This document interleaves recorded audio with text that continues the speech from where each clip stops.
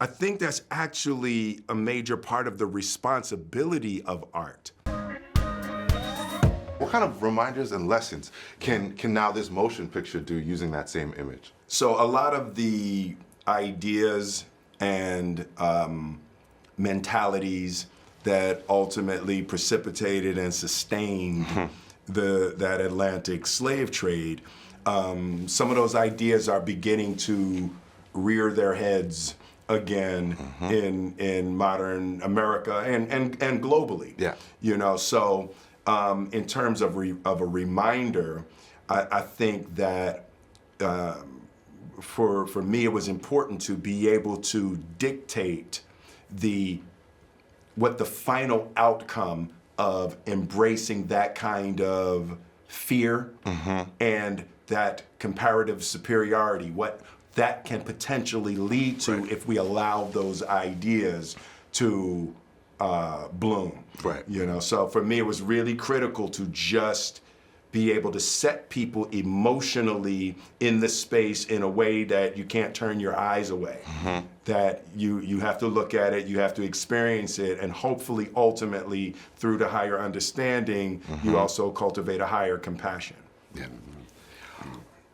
Did you want to add to that? Well, you know, for me, and it's really all developing through this journey we've been on. Right. And someone just mentioned to us about the photo in another interview, Peter's picture when the first time I saw it. And there's a tendency and a danger that our history is becoming pieces of art to collect. And that's dangerous because Peter's image is like, oh yeah, I remember, it's a beautiful photo Right. of an atrocity. And moving pictures, video, George Floyd, allows us to then see it in real time. Not as a memory or something to collect. It's not a myth. Yes. It's not a myth. You know what I mean? I just bought a bust of Emmett Till, right? A beautiful bust of Emmett Till. And even myself collecting that image to remind myself, but yet it's a work of art. But it's a man's life. Right. He had a mother that suffered and everybody that suffered because of that moment. You know, George Floyd, same thing. Peter, same thing. You know, it's our job to bring it to life. Yeah. To remind you, these are real human beings. Yeah. So. And I think I guess it reminds me of like, it's your job as a director to make sure that we see and feel. Right? And we've seen that in previous work at training days, so like that unflinching glimpse of humanity, right? Exactly. And it's things that we don't necessarily want to see. I mean, I guess maybe where I'll go now then is, what about the people who don't want to, like, are tired of seeing themselves in this way? Is there something for them in this film as well? Well, I would venture to say you've never actually seen it in this way. Right. This is a very different. Remember, I'm on the promo tour now. That was just me teeing it up. I know, this is a very unique film that's delivered in a way that you've never seen this before. And I want to go back to something you were saying about the idea of the atrocity and the adversities becoming art, right? And I think that's actually a major part of the responsibility of art, right? And even in the George Floyd situation, when I was looking at that and I was seeing the image, as it was starting to go around the world, right? The one thing that I remarked to myself was that the angle of the shot was perfect. And that was part of what doesn't always happen in these circumstances. The angle, the shot was perfect in the sense that you saw everything and you couldn't make up a fake story after. Right. Oh, I never even thought about that. Right? And it was like, you know, so in terms of art I would lose the word art because it has a frivolous energy to it. It is an accurate emotional depiction of the truth. So to me, that's what's really critical and what's really important and what is really powerful about what I think Antoine did with this film is the accurate depiction. Yeah. I mean, if that wasn't the biggest compliment ever to what you've been doing. Oh, man. We've been in it together. The film has definitely changed my life. And from being at the screenings, it's so beautiful for me to see audiences who've said the same thing, that the movie has really sat with them. And I had lots of friends say it, it sits with them for days. Right. And just a movie that is able to have that lasting effect. I mean, it's such a privilege to be a part of it. Yeah, I wanted to ask you, what it felt like. Obviously, you know what you worked on. Mm-hmm. You've seen Will's transformation. Yes. But then once you put it out there into the world for people to see, what are some of the feelings now that people are having opinions and feedback? Yeah, I mean, I think this is always the hardest part of our job, and I know a lot of actors say once it's shot, it's no longer my responsibility. Yeah.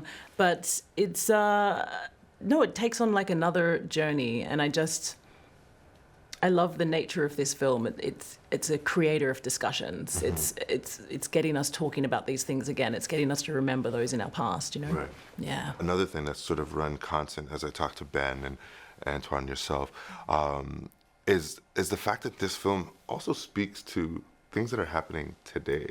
Very much so. How would you say we could all learn from Peter's journey? Yes. That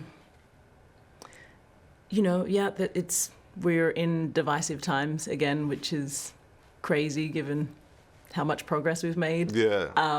But I think there was a beautiful quote that I loved when I was doing research, was that the pleasure of one group cannot be the pain of another.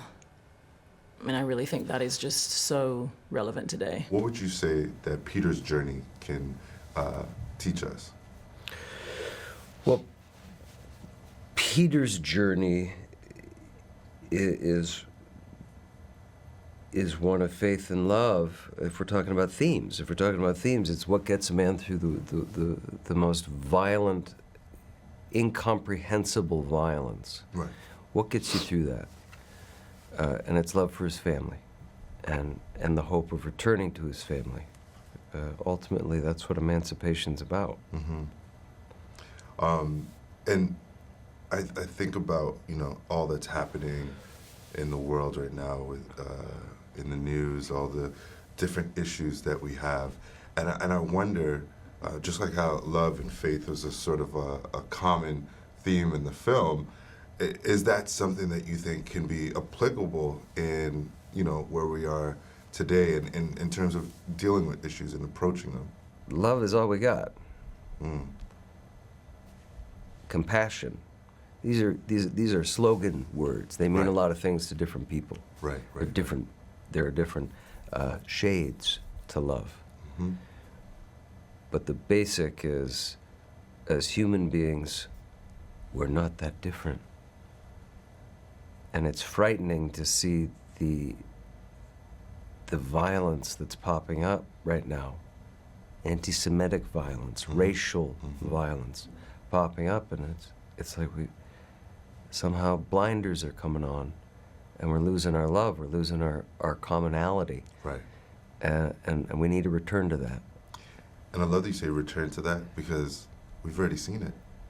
It's like, didn't we learn from this? You know what I mean? Sometimes it is disappointing to see these things unfold, because it's like we're not talking about something that happened in the yesteryear. We're thinking, damn, I think we already went through this. Like, why are we doing this again? Why do we keep doing this?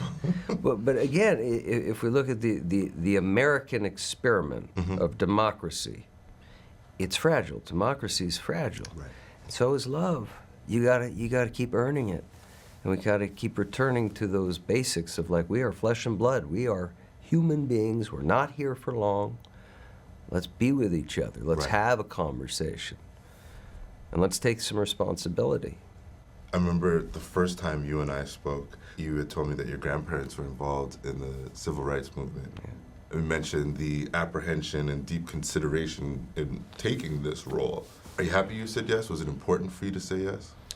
It became important. At first, I didn't want to do the film because I didn't want to ask these questions. Right.